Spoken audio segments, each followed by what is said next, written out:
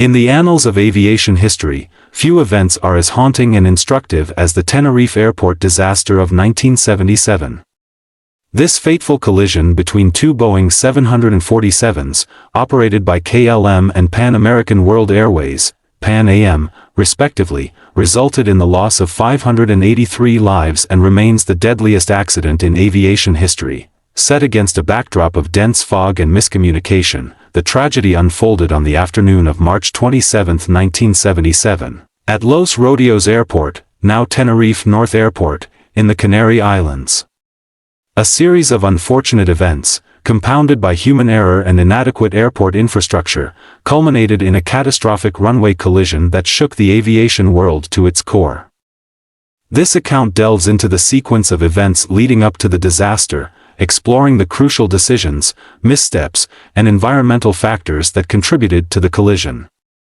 It also examines the aftermath of the accident, including the impact on aviation regulations, safety protocols, and the enduring legacy of the Tenerife tragedy. Join us on a journey to uncover the harrowing details of one of aviation's darkest moments, a story of human error, technological limitations, and the quest for safety in the skies. Apocalypse on the runway. Revisiting the Tenerife Airport disaster, in a chilling event that reverberated worldwide, two Boeing 747s collided on a foggy runway, claiming 583 lives. This tragic incident, considered the worst air disaster in history, has been recounted from various perspectives, survivors recounting their harrowing experiences, firefighters bravely entering the fog of uncertainty, investigators reconstructing the chain of events, and storytellers trying to make sense of the tragedy. Despite the different retellings, the core message remains consistent, highlighting the tragedy's mundane origins, the capriciousness of coincidence, and the unpredictability of fate. The disaster, which unfolded on March 27, 1977, was not just a random event but the culmination of a series of human errors that set the stage for catastrophe long before the planes landed in the Canary Islands. As we revisit this tragic event, it's crucial to look beyond the immediate horror and blame, and instead, ponder the deeper questions. What lessons have been learned? How can such a loss of life be prevented in the future? Over 40 years later, these questions continue to haunt us, underscoring the enduring significance of the Tenerife disaster. Far to the southwest of Portugal, amidst the shimmering subtropical waters off the coast of Morocco, lie the Canary Islands. This archipelago, comprised of 7 volcanic peaks emerging from the Atlantic, has been part of metropolitan Spain since the 15th century. Renowned for their towering mountains, sun-soaked beaches, and active volcanoes, the Canary Islands have long been a favored destination for European tourists seeking respite from dreary seasons. By 1975, approximately 2 million tourists visited the Canaries, yet the islands were not considered a major travel hub at that time. The archipelago's travel infrastructure was more attuned to the 1960s, when tourist numbers were significantly lower, leading to frequent breakdowns under increased strain. Despite this, aviation experts in the 1970s, while expressing concerns about the possibility of a fatal collision between two jumbo jets, anticipated such an event to occur in bustling cities like New York, London, or Los Angeles, not at a diminutive single-runway airport on an African coast island. Far from the world's traditionally busiest air routes, surprisingly, March 27, 1977, began as an ordinary day. Around 45 minutes after midnight, Captain Victor Grubbs, First Officer Robert Bob Bragg, and Flight Engineer George Warnes reported for duty at New York's John F. Kennedy International Airport to pilot a Pan American Airways tourist charter service to the Canary Islands. Their double-decker Boeing 747-100 was filled with 380 passengers, many of whom were retired couples embarking on a package cruise, accompanied by 16 crew members. For the experienced pilots, this journey would have seemed routine, given their combined 47,000 flying hours. As the 747, affectionately nicknamed Clipper Victor, soared into the night sky, the passengers were in the most capable hands. An hour later and an ocean away, at Schiphol Airport in Amsterdam, the crew of a KLM Royal Dutch Airlines Boeing 747-200 also prepared for their flight to the Canary Islands. Captain Jacob Louis Veldhuizen van Zanten was a revered figure at KLM, known for his role in the airline's advertising and as the head of its Boeing 747 training program. While he primarily trained new pilots, the trip to Gran Canaria marked his return to regular line flying after 12 weeks. His first officer, Klaus Mers, was experienced but relatively new to the 747, with only 95 hours since receiving his type rating from Captain Van Zanten. Meanwhile, flight engineer Willem Schroeder, with over 17,000 flight hours, was the most seasoned member of the crew and also the president and co-founder of the European Flight Engineers Organization. Accompanying this distinguished crew were 11 flight attendants and 235 passengers, mostly young Dutch families heading to the Canaries for a sun-filled getaway organized by tour operator Holland International. Both Pan Am Flight 1736 and KLM Flight 4805 were bound for Gran Canaria Airport, situated in Las Palmas on the island of Gran Canaria. As the largest airport in the Canary Islands, it served as the primary gateway for tourists arriving from abroad. However, this prominence also made it a target for those dissatisfied with the island's governance. Unlike many other North Atlantic archipelagos, the Canary Islands were inhabited when Europeans first arrived in the 1400s. The islands had been home to the indigenous Guanches since the first millennium BC, and despite centuries of colonization, some of their descendants still remembered the atrocities committed against their people. Following the death of dictator Francisco Franco in 1975, a pro-independence political party seized the opportunity to launch an armed wing, the Fuerzas Armadas Guanches, aiming to achieve self-government for the Canary Islands through terrorism. Although the group did not directly cause any fatalities during its brief existence, its actions set off a chain of events far beyond its initial intentions. In the early afternoon of March 27, the Fuerzas Armadas Guanches set off an improvised bomb inside a florist's shop within the terminal at Gran Canaria Airport, injuring the shopkeeper. As police rushed to the scene, a warning of a second bomb prompted authorities to close and evacuate the terminal. Hundreds were swiftly moved to safety as bomb squads searched for additional explosives. Meanwhile, airborne, the crews of the Pan Am and KLM 747s learned that their intended destination was closed indefinitely. All flights were being redirected to the nearby island of Tenerife. Despite Pan Am's plea that they had enough fuel to wait at Gran Canaria, the controller could not accommodate their request without a clear timeline for reopening. Every plane would have to land in Tenerife, then await clearance to continue to Gran Canaria. Tenerife's airport, Los Rodeos, was ill-prepared for the sudden influx of international flights. Situated between two mountain peaks at an altitude of over 2,000 feet, 600 meters, the small, single-runway airport lacked radar, a runway visibility system, proper taxiway markings, and operational centerline lights. Additionally, the control tower was understaffed due to the Sunday schedule. Following the Gran Canaria bomb incident, aircraft began arriving at Los Rodeos in rapid succession. KLM Flight 4805 was one of the first to land at 13:38 and was directed to park at the end of the main taxiway, intersecting runway 12, in anticipation of more arrivals. The crew allowed their passengers to disembark into the terminal, where they were issued ID cards for identification upon return. The situation quickly worsened as more planes, including Pan Am Flight 1736 at 14:15, joined the queue, stretching across the parking apron and into the main taxiway by 14:30. At 14:30, just 15 minutes after Pan Am 747 arrived at Los Rodeos, bomb squads completed their sweep of Gran Canaria Airport, finding no second bomb and prompting the airport's reopening. Upon hearing this, the Pan Am crew requested permission to start their engines and taxi to the runway for takeoff, as several smaller planes had already done. However, they were informed by the controller that they likely wouldn't fit past the KLM 747 still parked at the end of the taxiway.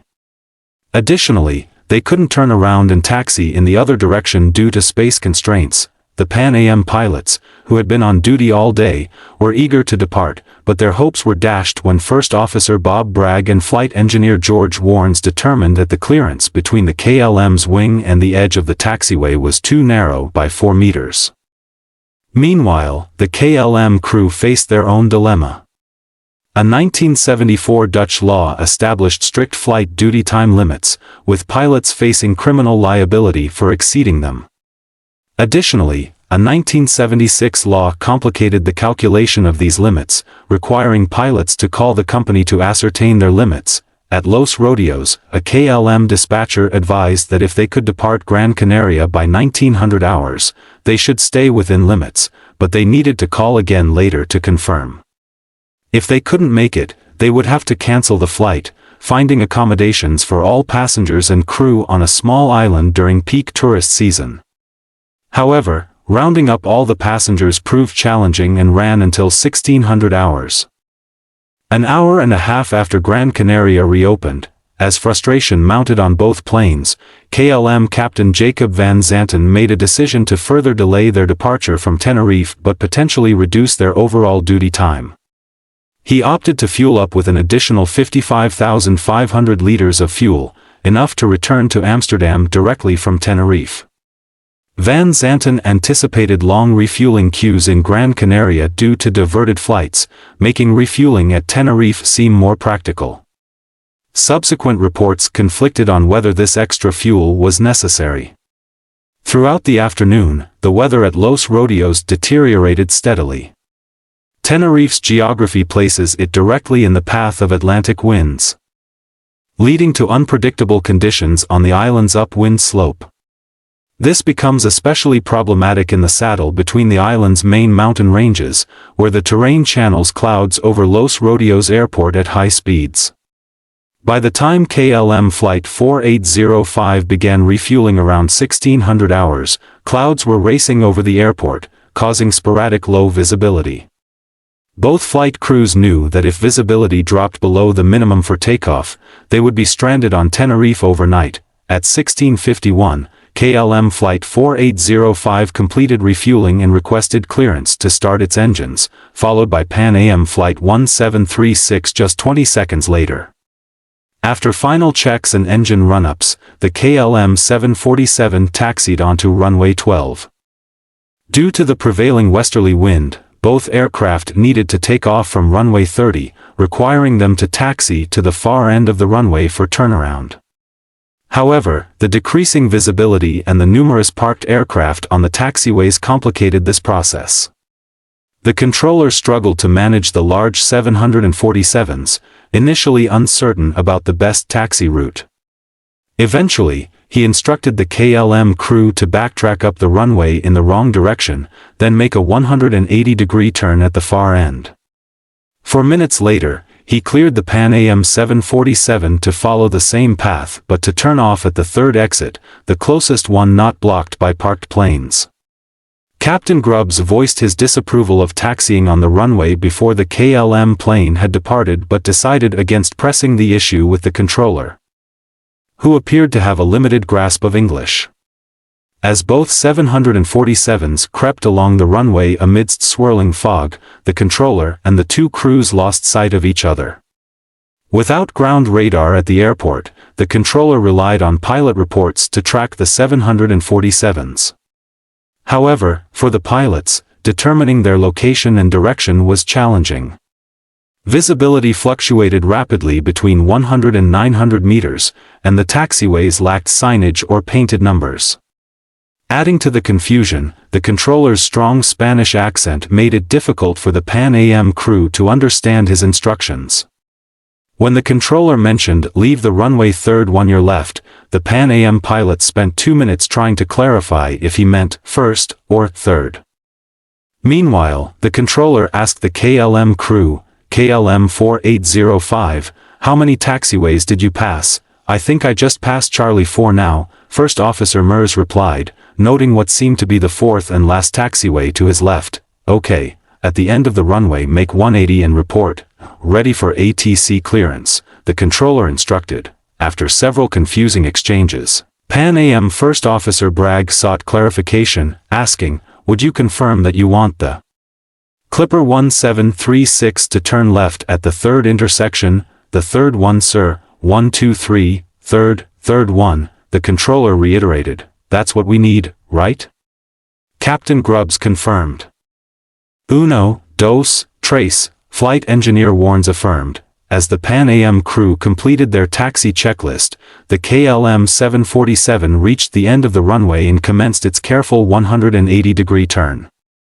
Captain Van Zanten had to concentrate intensely, as the 747 required 42 meters to turn around, and the runway was only 46 meters wide. The Pan Am crew, still taxiing down the runway, struggled to locate the third taxiway. According to their charts, the third exit was a narrow strip that angled sharply back, requiring two successive 148-degree turns to access the main taxiway, which ran parallel to the runway. Subsequent analysis revealed that a Boeing 747 could not execute the second turn due to the taxiway's narrowness. While the Pan Am crew understood this limitation, the controller, unfamiliar with the 747's capabilities, did not. "That's two," Captain Grubbs noted as the second exit passed by in the fog. Over the next minute, the crew debated which exit was the third. "Yeah, that's the 45 there," flight engineer Warnes remarked. "Yeah, that's this one right here. Yeah, I know, the next one is almost a 45, but it goes ahead. I think it's gonna put us on the taxiway. Yeah, just a little bit. Yeah, maybe he counts these as 3. Considering that the 747 could not navigate the third taxiway, the crew speculated whether the controller began counting from their position when the message was sent, which would mean they should use the fourth and final exit, easily accessible to a 747. However, uncertainty prevailed. "I like this," someone dryly remarked, highlighting the precariousness of their situation, even without the benefit of hindsight. On KLM Flight 4805, the crew completed the final takeoff checklist item, and First Officer Mers confirmed the checklist's completion. Despite the 900-meter visibility, they observed a dense cloud approaching down the runway at approximately 6 meters per second. With a minimum takeoff visibility of 300 meters, they knew they had to begin rolling before the cloud obscured their view. Captain Van Zanten started to advance the throttle levers.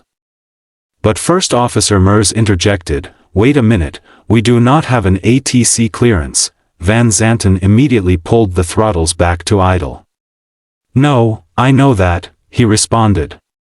"Go ahead, ask. It's important to note that ATC clearance does not authorize takeoff, it specifies the route the aircraft will take after departure." First Officer Mers radioed, "KLM 4805 is now ready for takeoff, and we are waiting for our ATC clearance." The controller responded, "KLM 4805, you are cleared to the Papa beacon, climb to and maintain flight level 900. Right turn after takeoff, proceed with heading 040 until intercepting the 325 radial from Las Palmas Var." As Mers began to read back the clearance, Captain Van Zanten pushed the throttles to takeoff power, announcing, "We're going." Caught off guard, First Officer Mers hurriedly completed his transmission, "Right turn out 040 until intercepting the 325. We are now at takeoff." Despite extensive post-analysis, it remained unclear whether Mers said, "at takeoff" or taking off. Regardless, it was evident that no one interpreted his message as indicating that KLM Flight 4805 was already in motion. The controller understood it to mean they were in position for takeoff, but he seemed uncertain. He replied, "Okay," followed by a pause, suggesting he was formulating a comprehensive directive.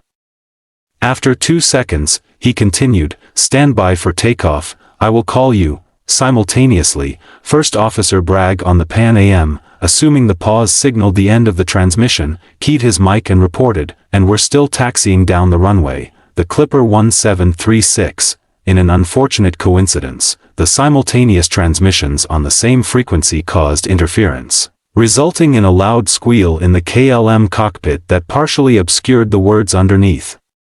Had the pilots been more attentive, they might have discerned the message, but such focus was not typically required and was lacking in this instance. The only word the KLM pilots clearly heard was the controller's "okay," which they mistakenly interpreted as confirmation that their intentions were understood. Consequently, both the controller's instruction to wait for takeoff clearance and the Pan Am first officer's position report went unnoticed by those who needed to hear them most. Thus, KLM Flight 4805 accelerated down the runway toward the looming wall of fog, unaware of the impending danger. Seconds later, the controller radioed the Pan Am crew, Papa Alpha 1736, report the runway clear. "Okay, we'll report when we're clear," First Officer Bragg replied. "Thank you," acknowledged the controller. "Let's get the hell out of here," Captain Grubbs remarked, sparking a nervous chuckle among the crew. "Yeah, he's anxious, isn't he?" remarked First Officer Bragg. "Yeah, after he held us up for an hour and a half. That bastard," quipped Flight Engineer Warnes. "Now he's in a rush." On the KLM aircraft, Flight Engineer Schroeder, having overheard the conversation between Pan Am and the tower, asked, "Is he not clear then? What did you say?" Captain Van Zanten inquired. "Is he not clear, that Pan American?" repeated Schroeder. "Oh, yes," responded Van Zanten emphatically. The KLM 747 continued to accelerate, heading directly toward the Pan Am jet still searching for the fourth exit. V1, called out First Officer Mers. It was now impossible to abort the takeoff. At that moment, Pan Am Captain Victor Grubbs spotted the landing lights of the KLM 747 emerging from the fog. "There he is, look at him," he exclaimed. "God damn, that son of a bitch is coming." Grubbs sharply turned the tiller left and increased the engines to full power, attempting to steer his plane onto the grass. His input was so abrupt that an alarm sounded, warning of improper takeoff configuration. Amidst the blaring warning horn and roaring engines, First Officer Bragg yelled, "Get off, get off, get off, get off." But it was too late. All Bragg could do was duck. On the KLM aircraft, the Pan Am 747 suddenly appeared through the fog, its white bulk looming directly ahead. "Oh shit," exclaimed Captain Van Zanten, pulling the control column back as far as possible in a desperate attempt to lift off. The tail struck the runway in a shower of sparks as the fully laden 747, engine straining, fought to become airborne. At the last moment, the wheels left the ground, and the plane lurched into the air, but it was too late. The time was 17:06 and 49 seconds, flying in a nose-high position with its tail about 2 meters off the ground. KLM Flight 4805 collided broadside with Pan Am Flight 1736 at a speed of 260 km per hour. The impact caused the four engines, landing gear, and rear fuselage of the KLM aircraft to tear through the right side of the Pan Am jet in multiple places simultaneously. Engines, fuselage pieces, and burning jet fuel were scattered in all directions. The KLM's No. 4 engine sliced off the fully occupied upper deck of the Pan Am plane, hurling it down the runway and instantly killing everyone inside. In the main cabin, the roof was torn open, revealing a sky of blazing orange. The collision itself lasted only a fraction of a second. KLM Flight 4805 briefly became airborne but was severely damaged. Falling back to the runway just 150 meters from the point of impact, breaking into 3 pieces upon landing. The fuel ignited upon impact, and the wreckage slid down the runway for another 300 meters, engulfed in flames. On board the Pan Am 747, some passengers and crew were killed instantly by the collision, but many of the 396 occupants survived. First Officer Bragg, who felt only a slight impact, attempted to shut off the fuel supply but found that the entire overhead panel and the roof it was attached to had been torn away. He turned to see that the first-class lounge was missing, and the entire upper section of the plane, from cockpit to tailfin, had been torn open like a can of sardines. The evacuation that followed was marked by sheer desperation. The rear of the economy class cabin was so obstructed by debris that few, if any, of the passengers seated there were able to escape, presumably perishing in the ensuing fire. Towards the front, however, some passengers found routes of escape. Many climbed out through a hole in the twisted metal and onto the left wing, from where they jumped to the ground. Others braved the equally perilous drop from a hole near the first-class cabin and from the L2 door, the only emergency exit that was successfully opened. Survivors described scenes reminiscent of Dante's Inferno, a cabin engulfed in fire, smoke, and debris, where passengers sat frozen in their seats, stunned, staring into the distance. Explosions erupted around them, flames engulfed the interior through shattered windows and the ruptured floor. While a younger crowd might have been more successful in escaping, the average age of those aboard the flight was over 50, and many appeared to have made no attempt to flee. In the cockpit, all 3 pilots survived the collision, but the stairs to the lower deck had disappeared along with the lounge. They were forced to jump down into the first-class cabin. Captain Grubbs reportedly fell all the way through into the cargo hold, along with a flight attendant, both managing to escape through a hole in the bottom of the plane. Other flight attendants hurried to the left wing, where they found around 50 passengers standing directly above the still spinning engines. One woman bravely jumped first, only to be landed on by others, resulting in many broken limbs and injuries. As the crew urged survivors to run away from the burning plane, a damaged engine exploded, killing a flight attendant. Shortly after, the fuel in the right wing ignited, causing a bigger explosion that ripped through the plane from end to end, sending its twisted fuselage collapsing inward into flames. In the control tower, the dense fog obscured the controller's view of the wreckage and fire, but the sound of 2 explosions was unmistakable. With the recent bomb blast at Gran Canaria fresh in their minds, the controllers initially thought terrorists had struck again. A pilot from a plane parked on the apron reported seeing fire through the fog, but its exact location was unclear. Only when attempts to contact the 2 747s went unanswered did they realize the extent of the tragedy. As airport firefighters rushed toward the glow of the flames, they encountered the KLM fuselage lying on the runway, engulfed in a fierce blaze. They immediately began fighting the fire, but prospects for survivors seemed bleak. Several minutes later, as the fog lifted slightly, they spotted another fire about 450 meters up the runway, which they assumed was another part of the KLM wreckage. Upon reaching the scene, they were horrified to discover it was actually the burning remains of Pan Am Flight 1736. Among its shattered remnants were survivors, calling out for help amidst a scene of immense devastation. The rescue operation for the survivors was hectic yet swift.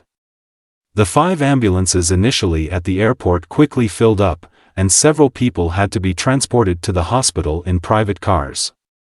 Additional vehicles were called for on the radio, but by the time they arrived, all survivors had already been evacuated. Unfortunately, the number of survivors was far fewer than anticipated.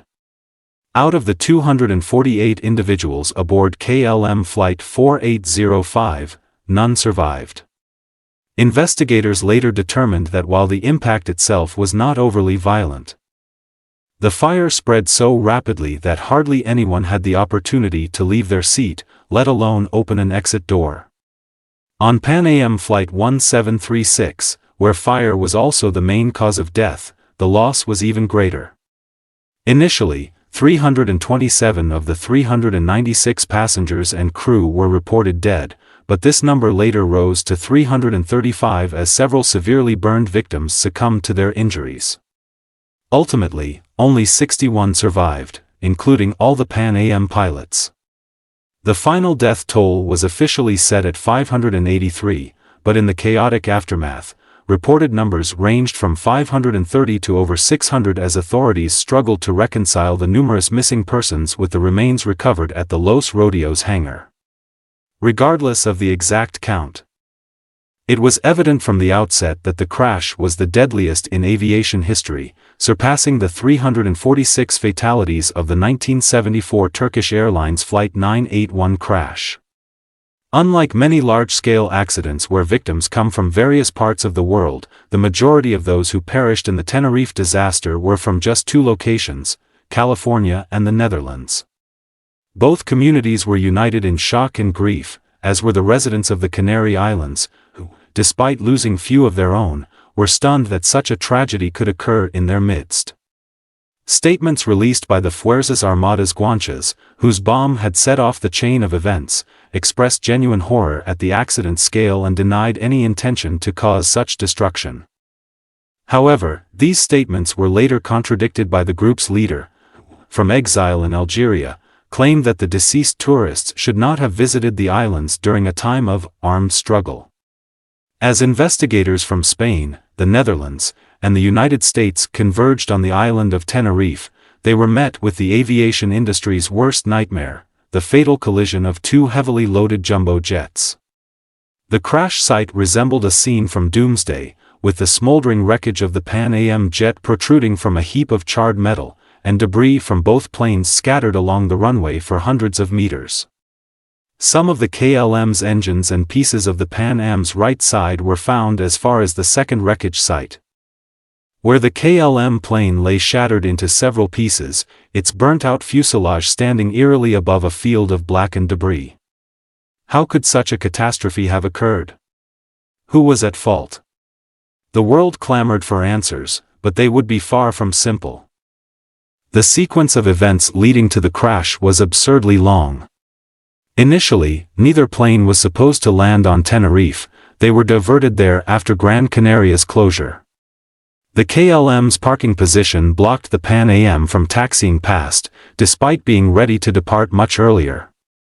Delays in locating all the KLM passengers and refueling both aircrafts pushed their departure until after the arrival of the island's notorious fog, severely limiting visibility and necessitating reliance on radio communications for coordination.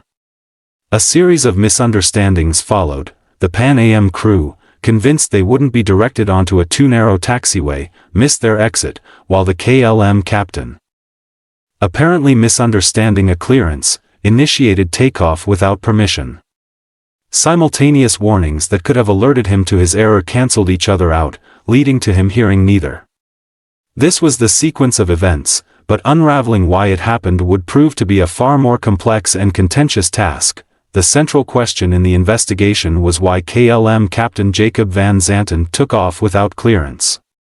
Van Zanten was a highly respected pilot at KLM, leading the airline's Boeing 747 training program. Such was his reputation that when news of the crash first reached the airline, they tried to enlist him to lead the investigation, unaware that he had perished.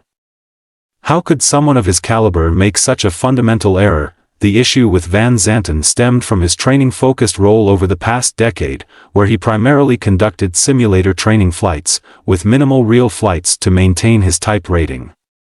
Prior to the accident, he hadn't flown a regular line flight for 12 weeks. In simulator training, the instructor plays both pilot and air traffic controller roles, providing clearances as needed. In these sessions, Van Zanten would announce cleared for takeoff at the runway threshold, and they would proceed without delay. While he knew that a clearance from a controller was necessary in real life, his extensive time as an instructor had conditioned him to the point where his instinct, if he were to revert to it for any reason, was to take off without clearance. Investigators believed he almost did so before First Officer Mers intervened with a "wait a minute." A second factor was the ambiguity in certain communications. When Mers contacted the controller, he seemed to request both takeoff clearance, now ready for takeoff, and ATC clearance, and we are waiting for our ATC clearance, in one transmission. Both pilots, assuming the Pan Am plane had cleared the runway, expected immediate clearances for both. However, the controller only granted the ATC clearance. Crucially, though, he used the word takeoff in the transmission, right turn after takeoff, which Van Zanten anticipated. Mers might have sensed something was amiss with Van Zanten's decision, but any doubt was likely dispelled by the controller's okay response to his report that they were now at takeoff/taking off. The controller viewed the situation differently, interpreting Mers's transmission to mean they were in the takeoff position. Despite this, he sensed enough ambiguity to add clarification. His okay was not approval but a pause to formulate an instruction that made sense regardless of whether the plane was stationary or moving. The Pan Am pilots, also uneasy, interpreted the pause after okay as an opportunity to clarify their position. Unaware of the interference, neither the Pan Am crew nor the controller were aware of the confusion it caused.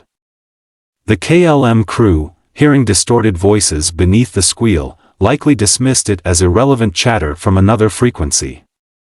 Moments later, another exchange between the Pan Am crew and the controller presented a second opportunity to avoid the accident. When First Officer Bragg said, "We'll report when we're clear," he effectively indicated that they were still on the runway. However, several factors contributed to the KLM crew's failure to grasp this critical information. In a communication environment with multiple parties, the brain tends to focus on key words that signal a message's relevance. These key words might include a person's name or an aircraft's call sign. Given their extensive coordination with the Pan Am plane that afternoon, the KLM crew would have been attuned to the call sign Clipper. However, in this final transmission to Pan Am 1736, the controller, for the first time that day, used the NATO alphabet call sign Papa Alpha instead, failing to capture the KLM pilot's attention. Flight engineer Schroeder was the only one listening closely enough to catch this change, but Bragg's promise to report when clear was not as straightforward as "we are still on the runway." Schroeder likely wondered, clear of what? Captain Van Zanten's confident assertion that the Pan Am had indeed cleared the runway apparently convinced Schroeder that everything was normal. One possible factor influencing the junior crew member's judgment regarding the Pan Am's location was a reluctance to believe that Captain Van Zanten would make such a serious error as attempting to take off while another plane was still on the runway. This strong authority gradient would have been reinforced by Van Zanten's recent role in awarding First Officer Mers his Boeing 747 type rating, as well as flight engineer Schroeder's belief in a limited role for flight engineers, focusing solely on aircraft systems rather than operational decisions. This dynamic likely led the crew to defer to Van Zanten's judgment in times of uncertainty. However, even experienced pilots can make mistakes under pressure. On that day, the pressure on Van Zanten would have been exceptionally high. This was far from a normal flight, with numerous unusual considerations and impromptu decisions. The KLM crew was dealing with concerns about adhering to strict duty time regulations, deteriorating weather conditions, and increasing delays. Van Zanten even expressed worries about his wife hearing about the bomb threat on the news. Moreover, they had been on duty all day and were likely experiencing fatigue. These stressors combined to create a situation where Van Zanten was under significant pressure from multiple sources. When individuals are under stress, their focus narrows, and their ability to manage multiple tasks simultaneously is compromised. Analysis of the cockpit voice recording from the KLM flight indicated that Captain Van Zanten was not fully engaged in monitoring the conversations between First Officer Mers and air traffic control during taxi and takeoff. He had to repeatedly ask for clarification, suggesting a narrow focus on the taxiing process, which, given the foggy conditions, lack of taxiway markings, and the challenging turn at the end of the runway, required intense concentration. This increased his reliance on specific keywords to alert him to the content of ATC communications, filtering out other information and making him more likely to interpret messages in a way that aligned with his expectations. Another effect of stress is a tendency to revert to ingrained habits over conscious decision-making. Van Zanten had been predominantly involved in training flights in recent years, where he would routinely grant takeoff clearance immediately upon the aircraft's positioning on the runway. This habit likely led him to expect immediate clearance, these stress-induced factors combined to make Captain Van Zanten completely convinced that he had been cleared for takeoff when he heard the controller use the word takeoff. In their final report, Spanish investigators primarily blamed Captain Van Zanten for taking off without clearance, oversimplifying the circumstances. The Dutch response to the report took an equally controversial position, portraying Van Zanten as entirely blameless. The Dutch commentary on the report contained several questionable assertions, such as denying evidence of stress, dismissing concerns about the authority gradient, and absolving the KLM crew of any errors, instead attributing the accident to a series of unfortunate misunderstandings. They also suggested that the controllers were distracted by a football match, a claim they believed Spain tried to conceal. However, the Dutch investigators concluded that this likely did not affect the sequence of events and chose not to fault the controller or the Pan Am crew. They argued that the crash was the result of systemic failures, rather than solely Van Zanten's decision to take off without clearance. While some of the Dutch investigators' statements about the KLM crew's actions may have been met with skepticism, they were essentially correct in their assertion that the crash was caused by factors beyond Captain Van Zanten's decision to take off without clearance. Four key systemic issues contributed to the Tenerife disaster.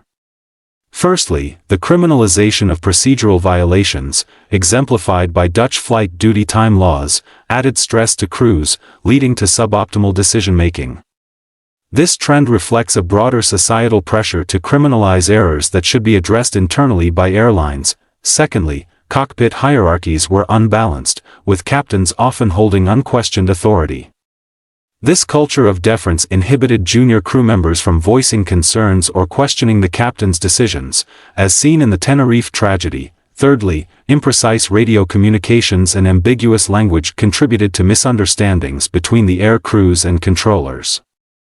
This lack of clarity led to conflicting mental models of the traffic situation, creating a situation ripe for misinterpretation and error. Lastly, inadequate infrastructure at Los Rodeos Airport, including the lack of ground radar and insufficient taxiway markings, created a challenging environment for air traffic control. These deficiencies made it difficult to safely manage the increased traffic diverted to the airport, contributing to the conditions that led to the collision. Third, the use of imprecise terminology contributed significantly to the misunderstanding between the air crews and controllers, ultimately leading to the crash. Instances such as the dual meaning of takeoff in an ATC clearance, the unexpected change in call sign from Clipper to Papa Alpha, and ambiguous statements like "we are now at takeoff," "we'll report when we're clear," and "okay" all played a role. Additionally, the controller's thick accent and unfamiliarity with the 747's maneuvering capabilities further complicated the communication, causing the Pan Am plane to remain on the runway longer than anticipated. This lack of precision in language allowed each party to interpret statements in a way that aligned with their expectations, contributing to the tragic outcome. Fourth, the crash underscored the inadequate infrastructure at Los Rodeos Airport, which played a critical role in the accident. Despite the airport's known foggy conditions, ground radar, crucial for detecting airplane positions on the ground, was absent. The limited number of controllers, coupled with their inexperience in handling Boeing 747s, exacerbated the situation. The airport's size was insufficient to manage the increased traffic from diversions, leading to unconventional taxi procedures, including the risky backtaxiing maneuver. Furthermore, the lack of taxiway markings and reliable means to measure runway visibility range in low-visibility conditions created a hazardous environment where clear radio communications were paramount for safe operations. There were several elements in the sequence of events that could only be attributed to coincidence or fate. Factors such as the uncontrollable presence of fog, which played a pivotal role in the accident, were beyond anyone's influence. Additionally, the crash might have been averted if the gap beside the KLM 747 had been slightly wider or if the controller and the Pan Am crew had not transmitted warnings simultaneously. Perhaps most tragically, had it not been for the added weight of the extra fuel, the KLM plane might have achieved liftoff in time to avoid the Pan Am jet. However, this susceptibility to chance occurrences is an inherent risk in complex, unstable systems. The multitude of interconnected decisions at Los Rodeos created a situation where no single entity had complete control. Each decision set off unintended consequences that rippled through the system, influencing events in unforeseen ways. This escalating complexity also heightened stress, leading to a narrowing of perception that hindered individuals' ability to grasp the interconnectedness of the system's components. This feedback loop eventually culminated in the catastrophic collapse of the system, as witnessed in the Tenerife disaster. The Tenerife disaster triggered significant changes in the aviation industry, particularly in radio communications. It prompted a global standardization of terminology, eliminating the use of the word takeoff except when granting clearance for takeoff. Additionally, ATC clearance, now referred to as route clearance, is typically issued before departure to avoid confusion.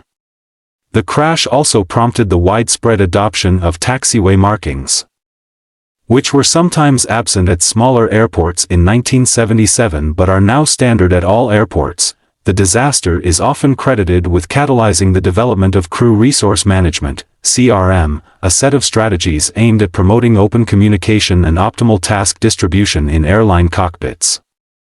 However, the reality is more nuanced. Tenerife was just one of many accidents that contributed to the evolution of CRM, which emerged from research conducted both before and after the disaster. While the magnitude of the Tenerife disaster did accelerate efforts to address cultural issues in the cockpit, the problem and its potential solutions were already recognized before KLM Flight 4805 attempted its ill-fated takeoff. The disaster tragically underscored the need for change, adding 583 more deaths to the mounting evidence against the existing system. Spain took minimal action to prevent a repeat of the Tenerife disaster, despite the crucial role its inadequate infrastructure played in the accident. The ability to lay blame solely on Captain Van Zanten seemed to absolve Spanish authorities of responsibility for taking action. The only significant change was the construction of a new airport on the dry side of Tenerife, a plan already in place before the accident. Los Rodeos Airport remained largely unchanged, and in 1980, another tragic accident occurred there, killing 146 people. Recommendations for radar installation, which could have prevented this crash, were not implemented. Inadequate taxiway markings also contributed to a runway collision in Madrid 6 years later, claiming 93 lives. It took Spain 20 years to implement the necessary improvements to prevent further tragedies. In some accidents, the resulting changes ensure that the victims did not die in vain. However, the sheer scale of the Tenerife disaster and the lackluster response make it hard to say the same for this incident. How can we rationalize the loss of 583 lives in a matter of moments? How can we accept so much devastation caused by mere meters, a noise, or a word? Over time, the industry and the public have dealt with these unsettling questions by mythologizing the disaster, imbuing it with a sense of fate or predestination that obscures the senselessness and preventability of the errors that led to it. This myth-making has also cast Captain Jacob Van Zanten as a folk villain, portraying him as an angry, reckless figure who took off without clearance. However, there is no evidence to support this characterization. While Van Zanten may have overestimated his ability, he was not malicious. Many accounts of the accident today falsely suggest that Van Zanten knowingly took off without clearance, which is far from the truth. Vilifying a captain who made a mistake is not an indictment of our humanity, but as a coping mechanism, it is far from ideal. Most plane crashes result from ordinary people making decisions based on incorrect information. And Tenerife was no different. It is strange how the spectacle of mass death can distract us from this fundamental truth. In conclusion, the Tenerife Airport disaster stands as a sobering reminder of the catastrophic consequences that can result from a chain of misunderstandings and errors. It underscores the importance of clear communication, rigorous training, and robust infrastructure in aviation safety. To stay informed about more stories and insights into historical events, subscribe to our channel for regular updates.